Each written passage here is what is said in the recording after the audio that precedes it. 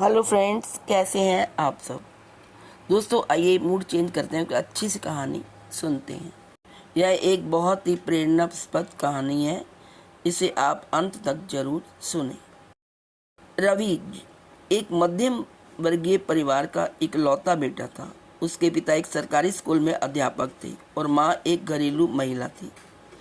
जब रवि 10 साल का था, उसके पिता की एक सड़क दुर्घटना में मृत्यु हो गई। उस दिन से उसके जीवन में अंधेरा छा गया। माँ ने सिलाई का काम शुरू किया और रवि को पढ़ाई में साथ दिया। रवि समझ गया कि अब उसके कंधों पर न केवल अपनी जिंदगी बल्कि माँ की उम्मीदों का भी भार है। वह बचपन से ही पढ़ाई में होशियार था। उसने ठान लिया था कि वह बड़ा होकर एक दिन अफसर बनेगा, एक ऐसा बेटा जो माँ के सारे दुख मिटा सके। स्कूल जब खत्म हो गया, कॉलेज भी किसी तरह पूरा कर लिया। फिर उसने सिविल सेवा परीक्षा के लिए तैयारी शुरू कर दी। रवि सुबह 4 बजे उठता, मंदिर में जाकर दीप जलाता और फिर किताबों में डूब जाता। उसे केवल एक चीज़ दिखाई देती थी, सफलता। पर पहली बार में असफल हुआ। माँ ने कहा, कोई बात नहीं बेटा, भगवान पर भरोसा रखो। वह फिर जुट गया, पर दूसरी बार भी नतीजा वही निकला, वह असफल रहा। तब रिश्तेदारों ने ताने मारने शुरू कर दिए।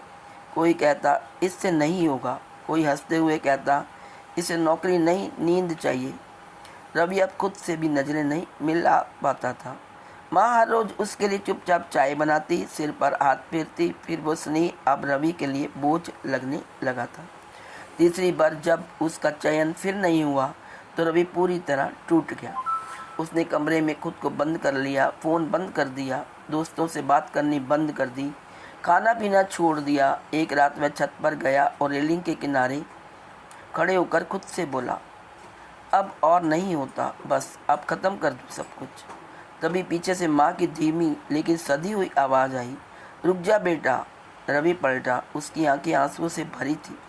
माँ ने चुपचाप एक पुरानी किताब उसके हाथ में रखी और बोली, ये तेरे पापा की गीता है, आज इसे एक बार पढ़ ली, फिर जो मन करे कर लेना। रवि ने अनमने भाव से गीता के पन्नों को पलटा तो पहले पन्ने पर लिखा था, जब मनुष्य मोह में फंस जाता है तब वह अपने कर्तव्य को भूल जाता है। फिर उसकी नज़र इस पंक्ति पर गई, हे अर्जुन, तू अपने कर्म को कर, फल की चिंता मत कर। वो ठिठक गया।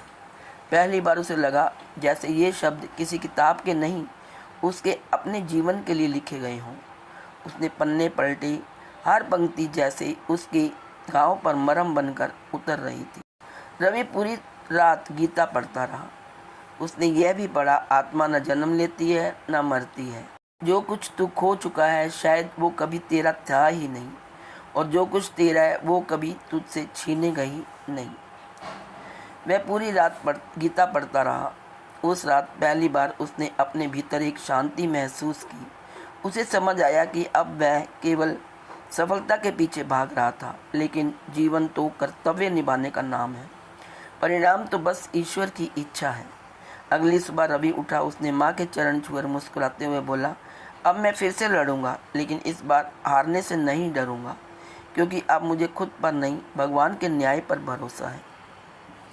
वह फिर से पढ़ने बैठ गया, लेकिन इस बार उसकी आंखों में केवल लक्ष्य नहीं, धैर्य था।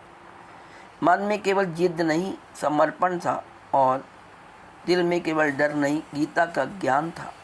6 महीने बाद रिजल्ट आया। इस बार वह सफल हुआ था। माँ की आंखों से आंसू बह रहे थे, लेकिन वो आंसू दुख के नहीं, ईश्वर के प्रति आभार के थे। रवि ने गीता को माथे से लगाया और खुद से कहा, अगर माँ ने उस रात मुझे गीता ना दी होती तो शायद मैं आज इस धरती पर नहीं होता।